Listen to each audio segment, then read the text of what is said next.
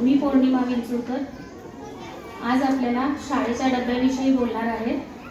तर बऱ्याचदा शाळेचा डब्बा म्हटला की माता भगिनींना प्रश्न पडतो की डब्याला काय द्यावं, कारण मुलांना फळभाज्या पालेभाज्या फारशा खायला आवडत नाही. तर अशा वेळेस शाळेच्या डब्याच्या माध्यमातून मुलांना आपण भाजी पोळी खाण्याची सवय लावू शकतो. तर शाळेचा डब्बा म्हणजे माता पालकांसाठी ही सुवर्ण संधीच आहे.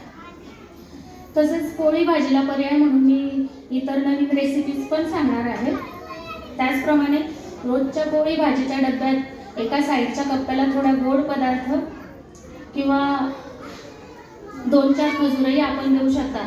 त्याचप्रमाणे काकडी, बीट, गाजर याच्या स्लाइसही देऊ शकता, म्हणजे मुलं पोटभर जेवतात. त्याचप्रमाणे शाळेचा डब्बा हा वारांप्रमाणे नियोजन असणार आहे. तर लक्षपूर्वक ऐका. सोमवारच्या डब्याला असणार आहे फळभाजी व पोळी, भेंडी, फ्लॉवर, पत्ताकोबी, भोपळा यापैकी कुठलीही एक भाजी व पोळी असणार आहे. त्याचबरोबर टमाटा, काकडी, गाजर, बीट याच्या 2 स्लाइसही चालणार. त्याला पर्याय म्हणून फळभाज्या बारीक चिरून त्याचे थालीपीठ किंवा मुटके बनवून पाठवले तरी चालतील डब्यात. मुटके म्हणजे फुनके. तर त्यालाही पर्याय म्हणून सोया राईस किंवा मिक्स व्हेज दलिया. सोया राईस म्हणजे बाजारात सोया चंक्स मिळतात. तर बारीक चिरलेल्या फळभाज्या थोड्या तेलावर परतवून त्यात सोया चंक्स टाकून केलेला सोया राईस. तर मंगळवारचा डब्बा असणार आहे पालेभाजी व पोळी. पालेभाजीत मेथी, पालक, पोकळा, शेपू.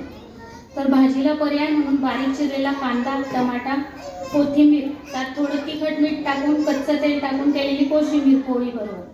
पालेभाजी किंवा कोशिंबीर पोळी यालाही पर्याय म्हणून मुगाचे धिरडे आपण देऊ शकतो. तर मुगाच्या धिरडेला पर्याय म्हणूनही पत्ताकोबी किंवा पालक, मेथी, आलू पराठा आपण देऊ शकतो. तर मसाला पराठा ही वेळेअभावी आपण इन्स्टंट म्हणून मसाला डोसा आपला मसाला पराठा पाठवू शकतो. तर मसाला पराठ्यासाठी जो मसाला बनवून ठेवायचा तो इन्स्टंट कसा असतो, बाजारात जिरावण पावडर मिळते, पोह्यांचा मसाला असतो तो. तर त्या जिरावण पावडरमध्ये थोडी तीळ, ओवा आणि कसुरी मेथी टाकून मिक्स करून एका डब्बीत भरून ठेवायचा. तर वेळ प्रसंगी पोळी लाटली की त्यावर तो मसाला भुरभुरायचा आणि त्याचा रोल करून लच्छा पराठा बनवून तुम्ही पाठवू शकता. तसेच बुधवारचा डब्बा असणार आहे पोळी आणि उसळ. मटकी, मूग, चना, राजमा, चवळी, वाटाणा यापैकी कुठलीही एक उसळ पोळी बरोबर द्यायची. तर उसळीला ऑप्शन म्हणून वाळवणीच्या मठमूगच्या वड्या येतात, तर त्या वड्यांची सुकी भाजी पण देऊ शकतात. त्यालाही पर्याय म्हणून बदाम आणि केळी टाकून केलेला शिरा हे तुम्ही डब्याला देऊ शकता. तसेच गुरुवारचा डब्बा असणार आहे गोड किंवा तिखट दशमी किंवा थालीपीठ. तर त्या दशमी थालीपीठ याला पर्याय म्हणून तुम्ही पापडाचा कुसमुर पोळीही देऊ शकता डब्याला. तसेच त्यालाही पर्याय म्हणून कळण्याची दशमी आहे. तर कळण्याच्या दशमीलाही पर्याय म्हणून तुम्ही गोड दलिया देऊ शकता. तर गोड दलिया म्हणजे बाजारात मिळतो तो दलिया किंवा आपण गव्हाची थुली दळून आणतो, ती थोड्या तुपावर परतवायची, त्यात गरजेप्रमाणे दूध, गूळ आणि ड्रायफ्रूट टाकून मऊ शिजवायची.